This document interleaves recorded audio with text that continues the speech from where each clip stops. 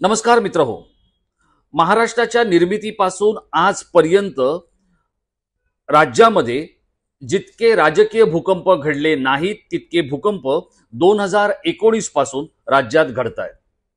आणि या भूकंपाचं नेमकं केंद्र काय आहे, या भूकंपामध्ये जे नेते सहभागी झालेले आहेत त्यांच्या आयुष्यात, राजकीय आयुष्यात आणि व्यक्तिगत आयुष्यात काय होणार आहे याची कोणालाच कल्पनाही करता येत नाहीये. असं सध्या महाराष्ट्राचं राजकारण अगदी खालच्या स्तराला गेलेलं आहे.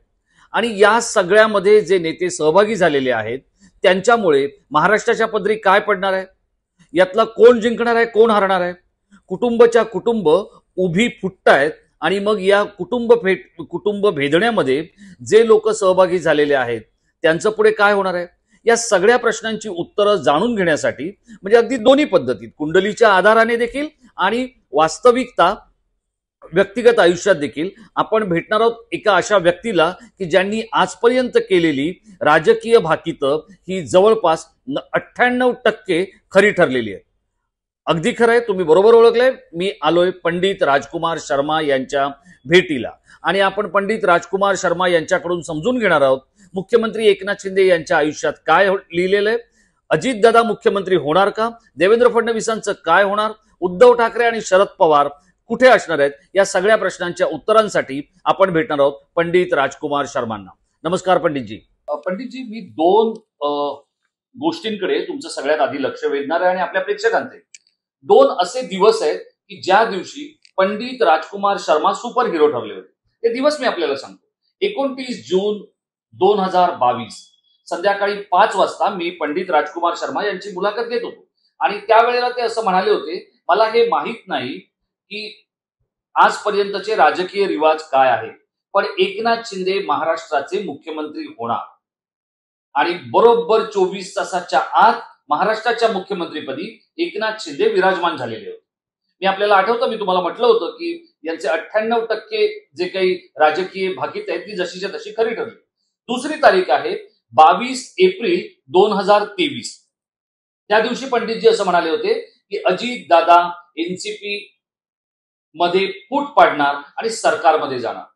आज नेमकं तसंच घडलेलं आहे आणि अवघ्या 1.5-2 महिन्यामध्ये हे सगळं घडून आलेलं आहे. पंडितजी, आज आपण ज्या वेळेला भेटतोय त्यावेळेला हे जे 3 पक्षांचं किंवा 3 घटकांचं सरकार आहे हे किती वेळ टिकेल, कारण वेगवेगळे पंडित वेगवेगळ्या गोष्टी सांगतायत. हे टिकणार नाही, हे राहणार नाही, हे लोकांसमोर यांची खूपच नाचक्की होणार. आपल्या कुंडलीच्या आधारे काय वाटतंय? नमस्कार. टाइम महाराष्ट्र के दर्शकों को बहुत बहुत नमस्कार. आप सबका प्यार और आप सबका सहयोग हमेशा हमें मिला है और आगे भी मिलेगा. और साईं की कृपा से भविष्यवाणियां सत्य होती हैं और ग्रहों की अपनी रचना है. मैं जैसे इन्होंने शुरू किया कि महाराष्ट्र की निर्मिती से, उसी से शुरू करूंगा कि महाराष्ट्र का जन्म 1/5/1960 शनिवार और रविवार के सुबह हुआ और मिथुन राशि, अर्धरा नक्षत्र, शुक्ल पक्ष की पंचमी. अब ये घटनाएं तो सारी महाराष्ट्र में घटी जा रही है ना, इसलिए महाराष्ट्र की कुंडली का अध्ययन करना बहुत अनिवार्य है. बुध की महादशा खत्म होते होते 24/2/2024 को महाराष्ट्र में केतु की महादशा लगेगी. इस सारे माहौल में जब आप मुझे वो पूछ रहे हैं कि अब क्या होगा, एक तरफ आपने ये भी बोला कि बहुत सा कीचड़ फैल गया, बहुत सा. देखिए, ये कीचड़ उसी दिन उस दिन भी तो फैला था जब महाविकास आघाड़ी शुरू हुई. 3-3, 4-4 पार्टियां मिलकर सरकार बनाती हैं. महाराष्ट्र की जनता, महाराष्ट्र के किसान की चिंता किसी ने करी या नहीं करी, पर डेफिनेटली एकनाथ शिंदे ने महाराष्ट्र में 1 साल के अंदर वो कर दिखाया जो आज तक किसी ने नहीं कर दिखाया. हमारी भविष्यवाणी साईं की कृपा से सत्य होती है, सत्य हुई.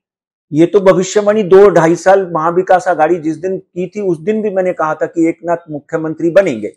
और उसके बाद वो वापिस जब बने तभी भी आपके माध्यम से हमने टाइम महाराष्ट्र के माध्यम से ये बाकित किया था कि ये मुख्यमंत्री बनेंगे. अब जो आपका प्रश्न है कि ये सब क्या हो रहा है, एक बार वापिस दोहराएंगे प्रश्न तो मुझे और नाही, थोड़ी मेरा क्लॅरिटी. माझा हा प्रश्न आहे की हे जे सगळं चाललेलं आहे राजकीय, हं. की कोण कुठल्या पक्षात येतंय, कोण कुठे जातंय, कोण काय होतंय, याला बघा, जे शेवटी एखाद्या घटकाच्या नशिबी असतं किंवा ललाटी असतं, ज्याच्यात प्रारब्ध जे काही लिहिलेलं असतं तेच होत असतं, आपण फक्त निमित्त असतो. महाराष्ट्राच्या प्रारब्धात हेच सगळं लिहिलंय का? अभी और एक बात बताता हूं कि जब भी बुध गुरु की राशि में होता है, महाराष्ट्र की कुंडली में बुध मीन राशि में है, मीन राशि का स्वामी गुरु है, और गुरु महाराष्ट्र के शनि और गुरु लगन में बैठे हुए हैं.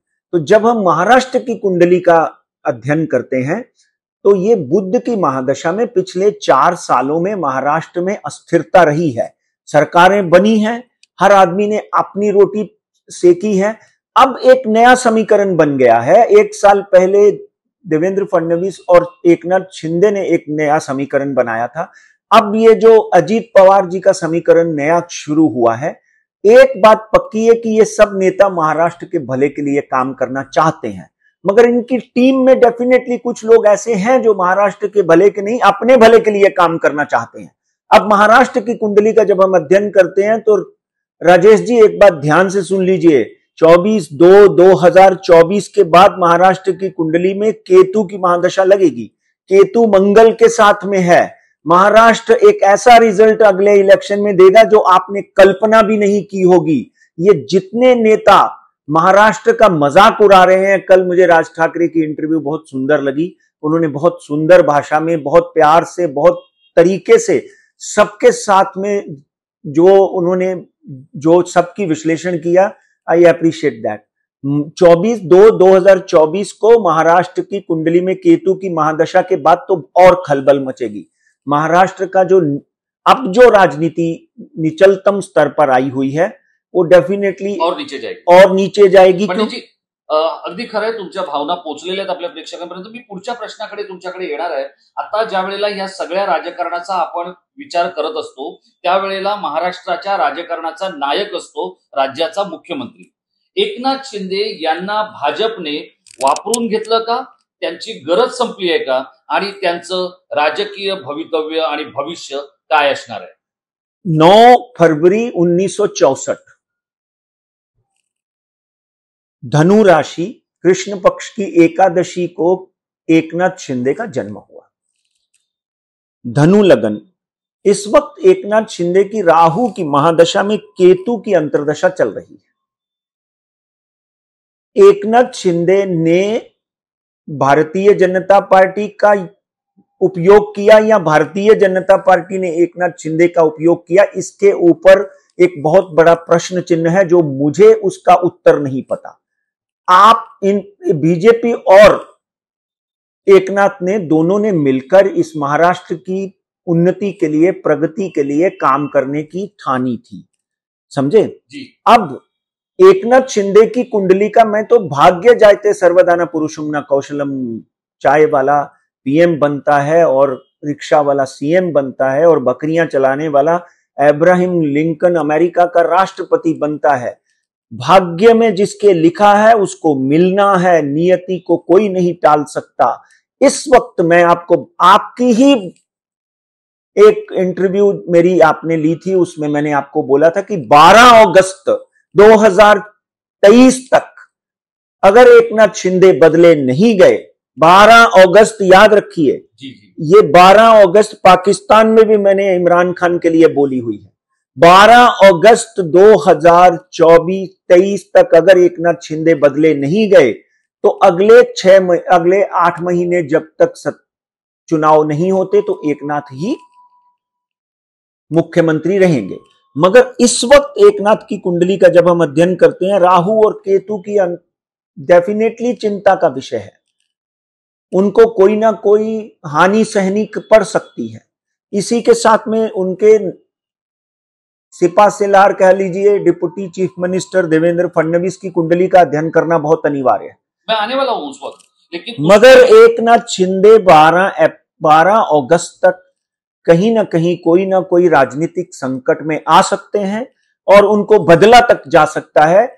आपको मालूम है कि मेरा किसी से कोई प्रेम नहीं, 9 ग्रह, 12 राशियां, 27 नक्षत्र और साईं के सिवा मुझे कोई दूसरा नहीं दिखाई देता। नाही, मैं ये पूछ रहा हूँ, ये 12 ऑगस्ट आपने अभी ये कहा की इम्रान खानला पण तुम्ही हेच सांगितलंय आणि एकनाथ शिंदेना पण तुम्ही हेच सांगितलंय, हे आता दोघांनीही सांगितलं आपापल्या परीने आपापल्या ठिकाणी करिश्मा केलेला आहे. केलेलं आहे. मग मला तुम्हाला विचारायचंय 12 ऑगस्टला असं नेमकं काय होणार आहे? देखिए, इस वक्त शनि जो है 17 जून 2023 से लेकर 4 दिसंबर 2023 तक 140 दिन के लिए जून से लेकर दिसंबर तक वक्री हुआ है।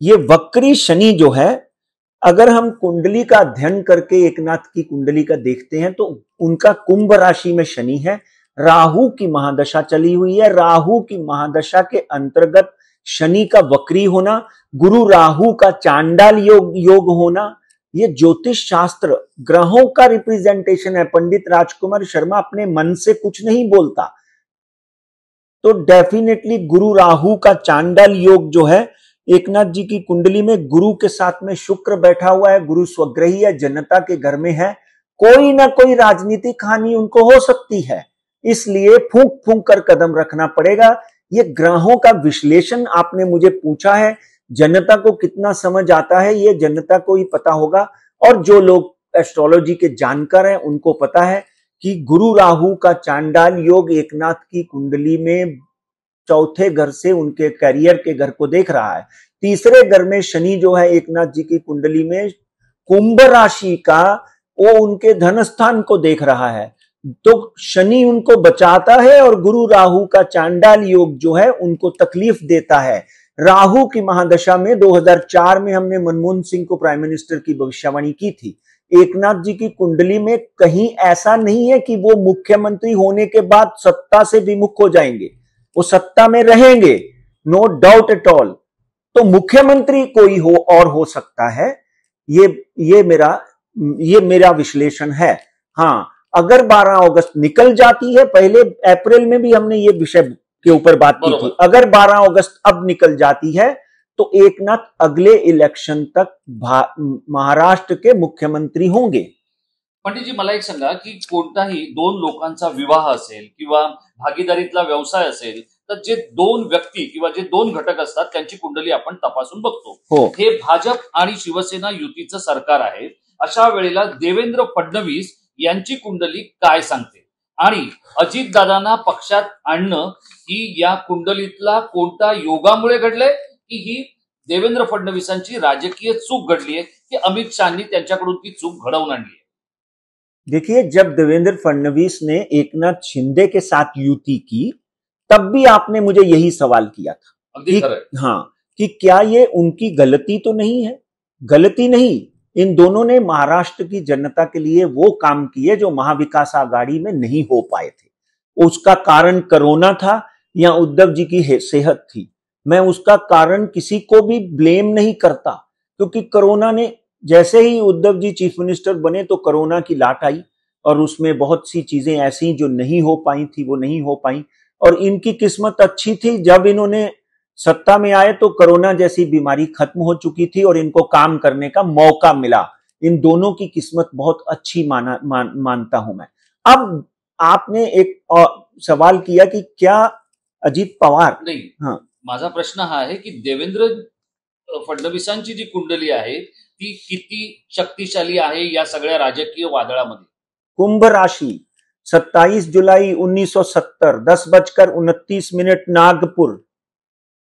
देवेंद्र फडणवीस की केतु की जब महादशा लगी 4/3/2019, 4 मार्च 2019 को उनकी केतु की महादशा लगी। 108 विधायक आने के बावजूद भी देवेंद्र फडणवीस मुख्यमंत्री नहीं बन पाए। आपको याद होगा, आदरणीय शरद पवार जी ने महाविकास आघाड़ी का गठन किया।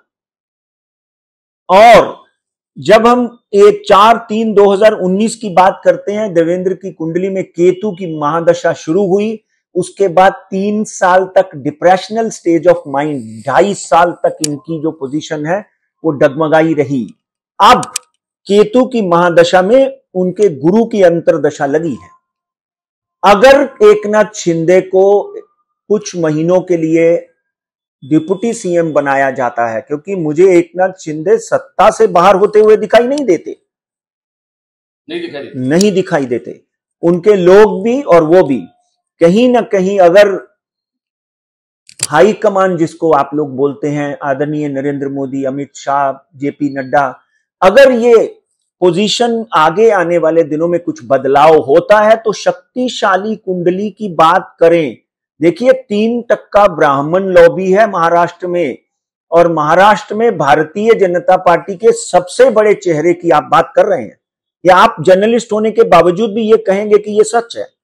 आज देवेंद्र फडणवीस ने निस्वार्थ भावना से जो महाराष्ट्र की सेवा की है, इससे कोई भी चीज छुपाई नहीं जा सकती। तो अगला मुख्यमंत्री अगर होता है तो मुझे साफ साफ देवेंद्र फडणवीस के अलावा कोई दूसरा नजर नहीं आता, अगर 12 अगस्त के आजू बाजू में कोई भी बदलाव आता है। पंडितजी, हे तर झालं आता देवेंद्र फडणवीस आणि एकनाथ शिंदे यांच्याबद्दल। आता या सगळ्यामध्ये वाद होण्याची शक्यता जी निर्माण झाली आहे ती अजित पवार यांच्यामुळे।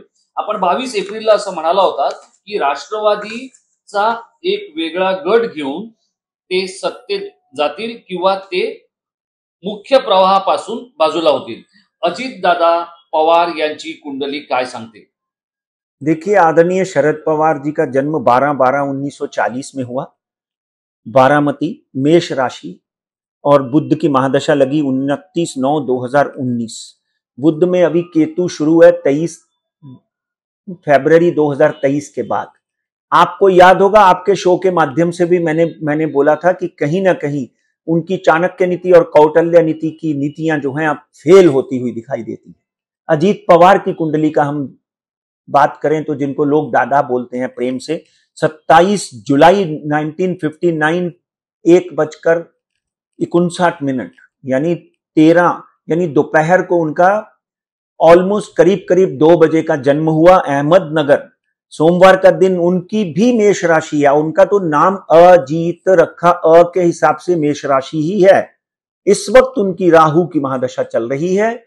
मित्रों, एक बात ध्यान रखना, राहु की महादशा में जाते जाते राहु ने उनको एक बार फिर सत्ता सौंपी।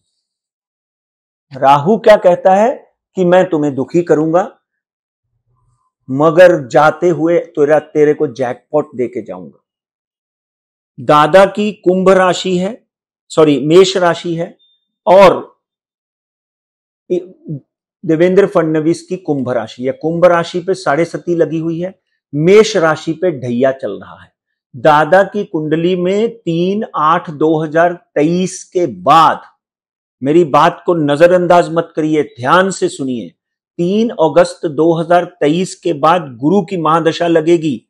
गुरु की महादशा 3 अगस्त 2023 से शुरू होती है। आगे आने वाले इलेक्शन जब भी होंगे, महाराष्ट्र में Bharatiya Janata Party, Nationalist Congress Party, Eknath Shinde Shiv Sena, Uddhav Thackeray Shiv Sena, ये बहुत बड़ा एक भूकंप, भूचाल, बहुत बड़ी एक भौकाल खड़ा हुआ है राजनीति में, और ये हर स्टेट में आएगा, क्योंकि कलयुग एंड घोर कलयुग की तरफ हम बढ़ रहे हैं। ध्यान रखिए एक बात, राहु की महादशा में अजीत पवार अगले 1 से 1.5 साल में ऐसा खेला भी खेल सकती है ग्रह दशा उनके साथ कि वो महाराष्ट्र के मुख्यमंत्री तक बनते हुए दिखाई देते हैं।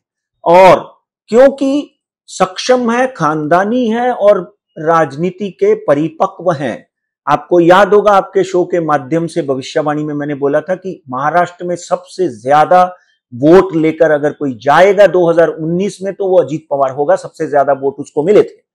आज भी अजीत पवार जो है मुझे मजबूत होते हुए दिखाई देते हैं, मगर अगले 3 महीनों में अगर कोई अदला बदली होती है, पर्टिकुलरली 12 अगस्त से पहले, तो डेफिनेटली कहीं ना कहीं देवेंद्र फडणवीस पुनः मुख्यमंत्री बन सकते हैं। मगर महाराष्ट्र में भारतीय जनता पार्टी से अगर देवेंद्र फडणवीस का नाम निकालकर बाहर रख दिया जाए तो महाराष्ट्र की भारतीय जनता पार्टी की इकाई शून्य होती हुई दिखाई देती है। आगे कोई बड़ा नेता आता है कि नहीं आता है, ये भविष्य और कल्पना की बात। पंडित जी, मला एक सांगा की आता सगळीकडे चर्चा अशी आहे की देवेंद्र फडणवीस हे केंद्रात जाणार, केंद्रीय मंत्रिमंडळाचा अगदी आता द्रौपदी मुर्मू सध्या महाराष्ट्रात आहेत, नागपूरमध्ये त्या, आणि त्या तिथून एकदा दिल्लीत गेल्यानंतर अवघ्या काही तासांमध्ये केंद्रीय मंत्रिमंडळाचा विस्तार होणार आहे. आणि त्या विस्तारामध्ये देवेंद्र फडणवीस आणि प्रफुल्ल पटेल यांची नावं अत्यंत ठळकपणे घेतली जात आहेत. ज्या कुंडलीच्या आधारे देवेंद्र फडणवीस यांना राज्य पातळीवरचं नेतृत्व करण्याची संधी मिळू शकते की राष्ट्रीय पातळीवरचं? देखिए कोचरेकर साहब, राजनीति की भविष्यवाणियां मैं भी बहुत दिनों से कर रहा हूं, 30 साल से, और आप भी बहुत सालों से राजनीति के विश्लेषज्ञ भी हो, बहुत अच्छे पत्रकार भी हो, ईमानदार पत्रकार हो, जिसने कभी किसी चीज की परवाह नहीं की, किसी रिश्ते की फेवर नहीं की। ये मैं आपकी प्रशंसा करने से बाज नहीं आऊंगा। आज मैं आपको याद है, मैं भविष्यवाणी मोड़ता तरोड़ता नहीं हूं, जो है सो है। अगले साल इलेक्शन आने वाले हैं, देवेंद्र फडणवीस से बड़ा चेहरा महाराष्ट्र में नहीं है। एक सबसे पहले तो राजनीतिक विश्लेषण कर देता हूं कि देवेंद्र को यहां से हटाने की कोशिश ही नहीं करेगा हाईकमान, नहीं करेगा। और देवेंद्र की कुंडली में स्थायी ग्रह दशा चल रही है, स्थिर ग्रह दशा चल रही है। केतु ने 4 साल तक उसको काफी डिसमेंटल कर दिया, रेस्टलेस कर दिया। देवेंद्र फडणवीस को महाराष्ट्र में अगले कम से कम 3 साल कुंडली के प्रमाण से कोई हिला नहीं सकता। लोग तो देखिए, लोगों का काम है कहना। लोग कहते हैं कि वो जी दिल्ली जा रहा है, ये तो 2.5 साल से सुन रहा हूं मैं, उसको दिल्ली ले जाएंगे जी, अमित शाह से उसकी जमती नहीं है जी।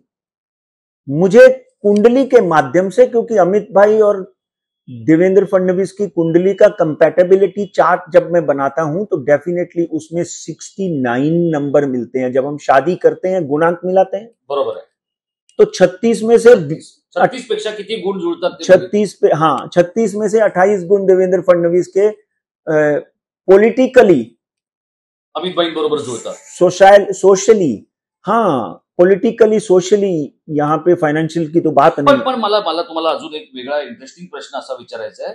देवेंद्र फडणवीस, आता बघा, काल कॅबिनेटची बैठक होती आणि कालच्या कॅबिनेटच्या बैठकीला हे सगळे बिन खात्याचे 9 मंत्री आणि ज्यांच्याकडे मंत्रालय आहेत असे मंत्री पण होते.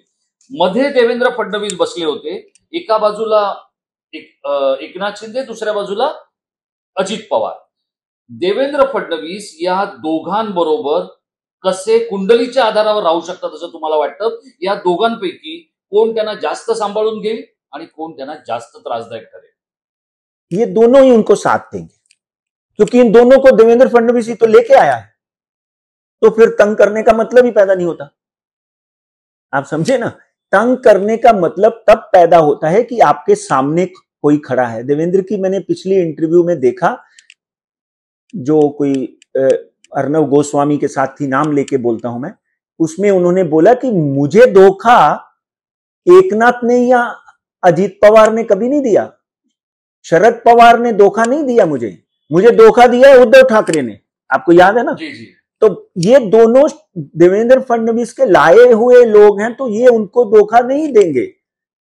गैर समझ लोगों के माध्यम से हो सकती है, जैसे एक नए पोस्टर लग गए, आपको याद है, बोले कि एकनाथ शिंदे ने लगाए हैं। अभी उसमें क्या राजनीति है, ये राजनीति तक रहने दो, मगर ग्रहों की स्थिति के मुताबिक एकनाथ शिंदे, अजीत पवार और देवेंद्र फडणवीस बड़ी टीम बनाकर, कठोर टीम बनाकर महाराष्ट्र की सेवा करेंगे, और इनमें कोई ज्यादा मतभेद नहीं होंगे। घर में हम पति पत्नी होते हैं तो उसमें मतभेद हो जाता है, तो यहां पर 3 मुख्यमंत्री हैं, 1 मुख्यमंत्री, 2 उप मुख्यमंत्री, तो थोड़ा बहुत ऊपर नीचे होना संभव है।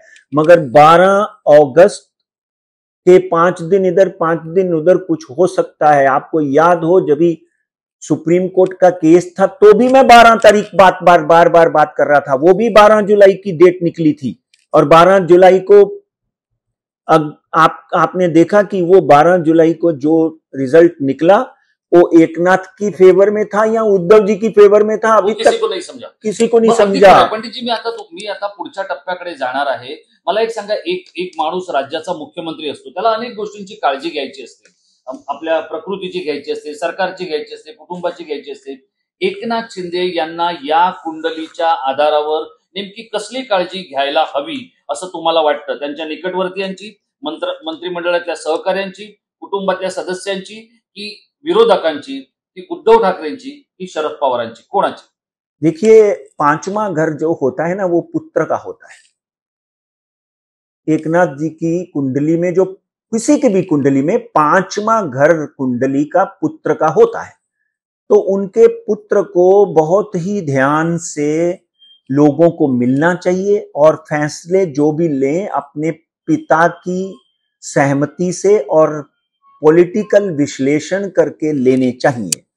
दूसरा, उनके अपने, उनको किसी और से खतरा नहीं है। उनकी टीम में जो लोग हैं वो अगर किसी तरह की कोई गलतियां करते हैं तो उसका मुआवजा डेफिनेटली एकनाथ जी को भरना पड़ सकता है कि भाई तुम 40 लोग, कितने लोग लेके आए वो 40 लोग लेके आए हो, जिनमें से 25 लोग महाराष्ट्र में ऐसी ऐसी हरकतें करते हैं। एक वो शेर है ना कि इस घर को आग लग गई घर के चिराग से, तो कहीं ना कहीं उनसे एक ही निवेदन है कि एक तो डॉक्टर श्रीकांत जी जो हैं उनको कोई भी फैसला लेने से पहले अपने पिता की सलाह लेनी चाहिए और अपने मीडिया एडवाइजर की सलाह लेनी चाहिए और कोई भी सिग्नेचर करने से पहले ध्यान रखना चाहिए। दूसरा, उनके जो साथ के लोग हैं, मुझे नहीं मालूम उनको क्या कर रहे हैं, मगर कहीं ना कहीं तीसरा घर, 8वां घर और 12वां घर ये आपकी टीम का होता है, इस और 7वां घर जो परिवार का होता है। अभी एकनाथ का परिवार तो वो 40 लोग हैं, बराबर। तो वो परिवार के घर में राहु बैठा हुआ है, तो कहीं ऐसा ना हो कि राहु केतु शनि शुक्र ये दैत्य ग्रह हैं, ये अपने ही लोग कुछ ऐसी गलतियां कर दें जिनकी वजह से एकनाथ जी को कोई ना कोई कठिनाई का सामना करना पड़ सकता। पंडितजी, हे झालं तुम्ही आता एकनाथ शिंदेबद्दल। महाराष्ट्राच्या प्रेक्षकांना मित्रो मी तुम्हाला आपल्याला एक सांगू इच्छितो की पंडित राजकुमार शर्मा यांनी ज्यावेळेला कर्नाटकच्या निवडणुकांची घोषणा झाली त्याच्या आधीच त्यांनी असं म्हटलं होतं की कर्नाटकामध्ये काँग्रेस जिंकून येणार। भाजप पूर्ण ताकदीनिशी आणि देशभरातली आपली ताकद घेऊन कर्नाटकात उतरले होते, तरीही पंडित राजकुमार शर्मा ठाम होते। त्यांनी सांगितलं कर्नाटकमध्ये काँग्रेसच जिंकणार। आता पंडितजी, जाता जाता मला एक गोष्ट तुम्हाला विचारायची आहे। बघा, याच्यात अजून 2 नेते शिल्लक आहेत आपले, जे खूप मोठे नेते आहेत। एक तर आहेत स्वतः शरद पवार आणि दुसरे आहेत उद्धव ठाकरे। यांच्याबद्दल बोलायचंय, पण त्याआधी मला एका गोष्टीकडे घेऊन यायचंय, ते म्हणजे महाराष्ट्रातली काँग्रेस आणि नाना पटोले। काँग्रेसमध्ये गट पडून अशोक चव्हाण भाजपमध्ये जातील असं बोललं जातंय। अशोक चव्हाण आणि नाना पटोले हे इक्वेशन्स किंवा हे जे काय आहे, हा ताळमेळ जो आहे तुम्हाला कसा दिसतोय? नाना भाऊ फागुनराव पटोले 5 जून 1963, तुला राशि, शुक्ल पक्ष की चतुर्दशी, विशाखा नक्षत्र।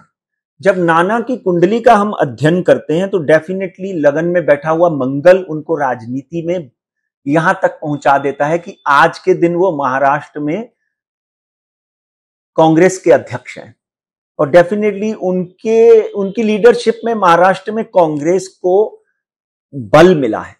अब जो हो रहा है उसमें कांग्रेस को और बल मिलेगा, क्योंकि जब 2 लोग लड़ते हैं तो सामने वाले को उसका फायदा होता ही होता है, तो इसलिए कांग्रेस को भी आगे जाकर लाभ मिलेगा। मगर आज की अगर हम बात करें अशोक चव्हाण की और नाना पटोले, आपने 2 नाम लिए, नाना की अगर हम बात करें तो इस वक्त नाना की कुंडली में शुक्र की महादशा चल रही है 2014 से। शुक्र उनका बड़ा प्रबल है, मगर कहते हैं कि शुक्र शनि राहु केतु ये चारों दैत्य ग्रह हैं, मगर इस वक्त उनकी कुंडली में शुक्र में राहु चल रहा है, तो नाना पटोले में एक परिवर्तन आ सकता है। हो सकता है कि उनको कोई और जवाबदारी दे दी जाए। 2 सितंबर 2023 से पहले नाना पटोले जो हैं उनको हो सकता है president of Maharashtra Pradesh Congress committee से कोई और जिम्मेदारी दे दी जाए। और अब दूसरा नाम जो आपने अशोक चव्हाण का लिया है, अशोक शंकरराव चव्हाण, कारण ते माजी मुख्यमंत्री है, ये माजी मुख्यमंत्री है और माजी कैबिनेट मंत्री है, तो डेफिनेटली उनकी अगर हम कुंडली का अगर अध्ययन करते हैं तो मुझे कहीं भी महाराष्ट्र में भारतीय जनता पार्टी में अशोक चव्हाण जाते हुए दिखाई नहीं देते। उन्होंने अगर कोशिश की भी है तो फेल होती हुई दिखाई देती है। यहां तक हो सकता है कि नाना की जगह अशोक को कांग्रेस एक नई जिम्मेदारी दे दे कि महाराष्ट्र प्रदेश कांग्रेस कमेटी के अध्यक्ष अशोक चव्हाण होंगे। ऐसा मुझे उनकी कुंडली से लग रहा है। पंडितजी, हे तर झालं आता या सगळ्या सत्तेत असलेल्या लोकांच्या बद्दलचं. आता आपण जाणार आहोत शरद पवारांकडे. शरद पवार वय वर्ष 83. याच्या आधी 1980 साली त्यांना 50 लोक सोडून गेले होते, 50 आमदार. त्यानंतर तेव्हा ते फक्त 40 वर्षांचे होते. आज ते 83 वर्षांचे. त्यांचे 42 लोक त्यांना सोडून गेले. काय होणार शरद पवारांचं आणि त्यांच्या मुलीचं किंवा पवार कुटुंबाचं? मुझे एक बात की बड़ी खुशी हुई कि जितने भी लोग उनको छोड़कर गए हैं, आज आते हुए मैंने देखा तो सब जगह पे उन्होंने अपने नेता शरद पवार का पोस्टर लगाया। आज एकनाथ शिंदे हो या उद्धव ठाकरे हो, एकनाथ शिंदे दिगे साहब का और बाला साहब का फोटो लगाते हैं क्योंकि वो उनके आराध्य थे। आज नेशनलिस्ट कांग्रेस पार्टी की जब बात करते हैं तो इस बात की बड़ी प्रसन्नता हुई कि सबने आज भी अपना नेता शरद पवार को ही चुना है। मगर राजेश जी, एक बात बड़ी सिंपल और बड़ी साफ है। पवार साहब की कुंडली का अध्ययन करते हुए मुझे आज 35 साल हो गए हैं। 100% मैं बोल रहा हूं कि 35 साल हो गए। मैं आज शरद पवार साहब की और सोनिया गांधी की कुंडली का अध्ययन कर रहा हूं। 12 हाँ नहीं, मेरे पास है कुंडली 12/12/1940 उनका जन्मदिन है। और अभी दादा की और उनकी कुंडली मैंने देखी 5:30 पे बुध की महादशा 29/9/2019 को उनको लगी है। मुझे लगता है कि उनको अपनी हेल्थ का अगस्त सितंबर के बाद ध्यान रखना चाहिए और बहुत ज्यादा ध्यान रखना पड़ेगा। अब यहां तक उनकी अपनी, वो बोलते हैं कि मैं 3 महीने में सब कुछ पलटी कर दूंगा। मुझे लगता है कि कहीं ना कहीं शरद पवार और अजीत पवार का कॉम्प्रोमाइज हो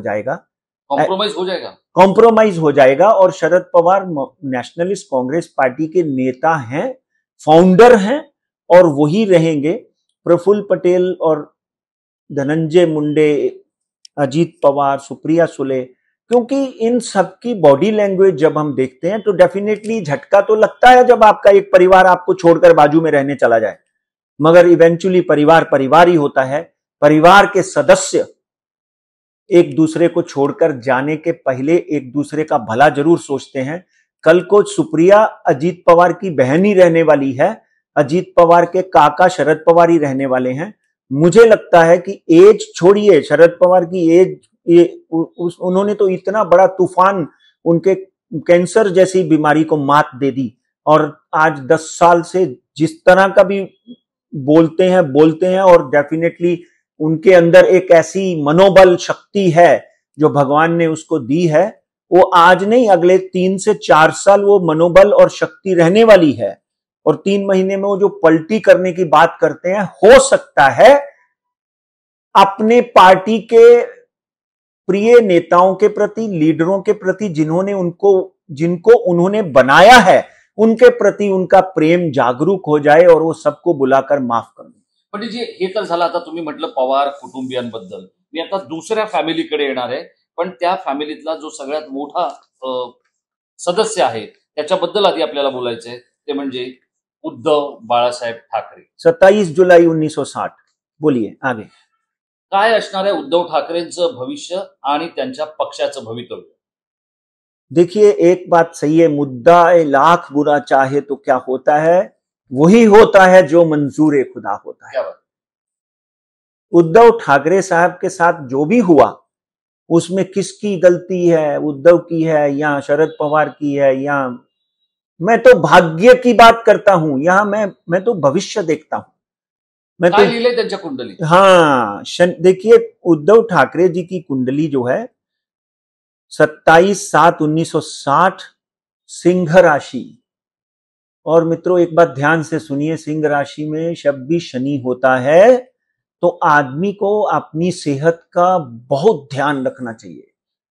मैं तो सबसे पहले उद्धव जी को यही सलाह दूंगा कि शनि इस वक्त कुंभ राशि में चल रहे हैं, मीन राशि में 2.5 साल में जाएंगे। 2 से 2.5 साल के अंदर अंदर आप आदित्य को अपना कारभार संभालिए और आदित्य आप खुद जो हैं शिवसेना प्रमुख हैं, शिवसेना प्रमुख बनकर आप उसका मार्गदर्शन करिए। और दूसरी सलाह, माने कोई ना माने, अगर दोनों ठाकरे इकट्ठे हो जाते हैं तो महाराष्ट्र की जनता को एक नया आयाम मिल जाता है, एक नई दिशा मिल जाती है, राजनीति में एक नया मोड़ आ सकता है। पंडितजी, मी तुम्हाला 1 मिनिट थांबवणार आहे. तुमची कुंडली काय म्हणते मला माहित नाही, कारण कुंडली मला समजत नाही. मला राजकारण कळतं आणि मला काही कुटुंब आणि त्यातले घटक कळतात. ठाकरे फॅमिली किंवा ठाकरे बंधू एकत्र यावं असं बऱ्याच लोकांना वाटतं, पण पत्रकार म्हणून किंवा या दोन कुटुंबांचा निरीक्षक म्हणून मला असं वाटतं राज उद्धव एकत्र येणार नाहीत. त्या दोघांच्या कुंडलीवरून तुम्हाला काय वाटतं, ते एकत्र येतील का? देखिए, यायला हवेत वगैरे नाही, कुंडलीच्या आधारावर काय वाटतं? मैं तो सर कुंडली के आधार पर ही बात करता हूं, मुझे दूसरा कुछ समझता नहीं है। किसी हलवाई को पूछोगे कि तुमको क्या आता है, बोलता मुझे तो भाई जिलेबी बनानी आती है, मुझे तो सिर्फ ग्रह दशा समझती है और कुछ नहीं समझता। एक बात ध्यान रखिए, उद्धव जी की कुंडली में इस वक्त गुरु की महादशा और उसमें शनि, ये भी हमने भविष्य किया था कि वो मुख्यमंत्री बनेंगे, जब एकनाथ बनते बनते रह गया। तो 12-10-2021 से 15-10-2024 तक शनि की अंतरदशा लगी हुई है।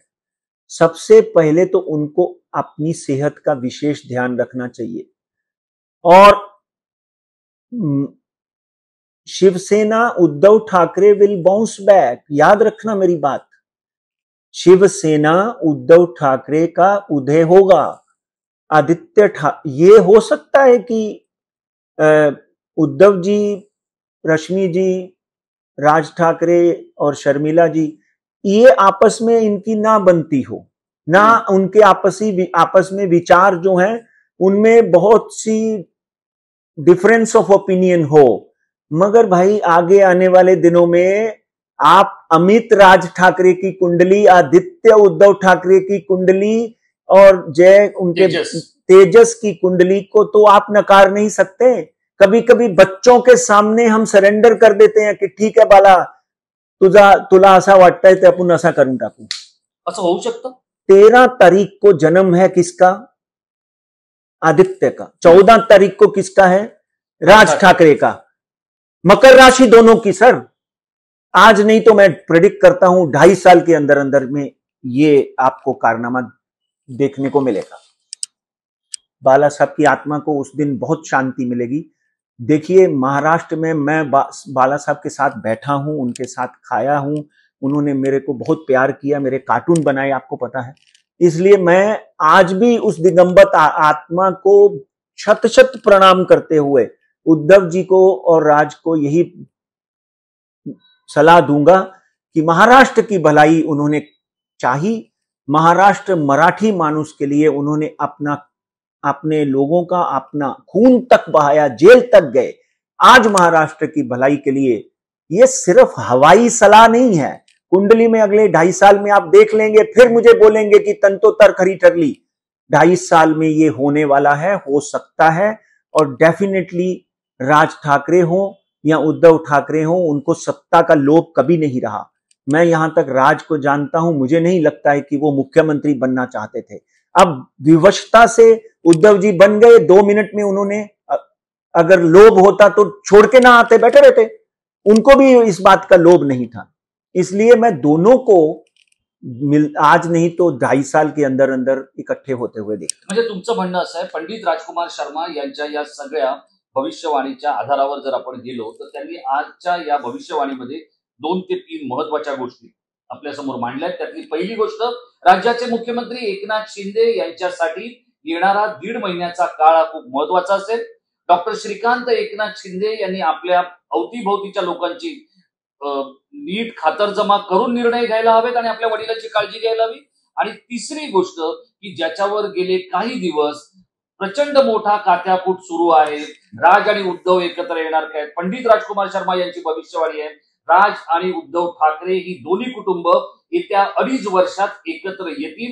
पत्रकार म्हणून मला तसं वाटत नाही, पण शेवटी जे कुंडलीमध्ये काही लिहिलेलं आहे अशा गोष्टी घडतात। आजपर्यंत महाराष्ट्राचा रिवाज असा होता की उपमुख्यमंत्री मुख्यमंत्री झालेले नाहीत। पंडितजींनी असं म्हटलंय की देवेंद्र फडणवीस हे मुख्यमंत्री होण्याचे चान्सेस आहेत. बघायचंय आपण की पंडितजींनी व्यक्त केलेली भविष्यवाणी ही कर्नाटक सारखी आणि 2013च्या नरेंद्र मोदी यांच्या पंतप्रधान पदाच्या भविष्यवाणी सारखी खरी ठरते का? पंडितजी, आपण इधर एक बात मैं बोलना चाहता हूं, सिद्धिरमैया, देवेंद्र, डीके शिव कुमार और परमेश्वरन और इवन सोनिया गांधी की आधी टीम मुझे बोल रही थी कि महाराष्ट्र कर्नाटका में 134 सीटें आपने बोली है नहीं आएंगी, 108-10 आएंगी, कहीं ना कहीं से 2-4 लोगों को लेना पड़ेगा। मगर मैं उसके ऊपर, जैसे आप ठाम पने बोलते हो, मैं लटका रहा 134 और भारतीय जनता पार्टी 70 से ऊपर नहीं जाएगी। कर्नाटका की भविष्यवाणी पे मिलियंस ऑफ हिट हैं। 64 सीटें भारतीय जनता पार्टी को मिली और 134 सीटें कांग्रेस को मिली और 135 सीटें कांग्रेस को मिली। मेरी भविष्यवाणी 134 की थी।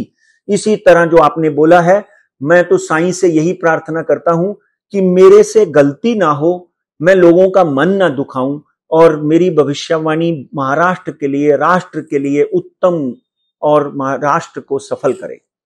हे आहेत पंडित राजकुमार शर्मा. पंडितजी, आपली भविष्यवाणी आजपर्यंत जशी 98% खरी ठरली आहे. आम्ही आशा करतो की आपल्याला येणाऱ्या काळामध्ये अशा स्वरूपाचं यश मिळू दे आणि महाराष्ट्राचं आणि या समस्त मराठी मनाचं आणि त्याचप्रमाणे या संपूर्ण भारतवर्षाचं कल्याण होऊ दे. धन्यवाद. शुभम भवतु.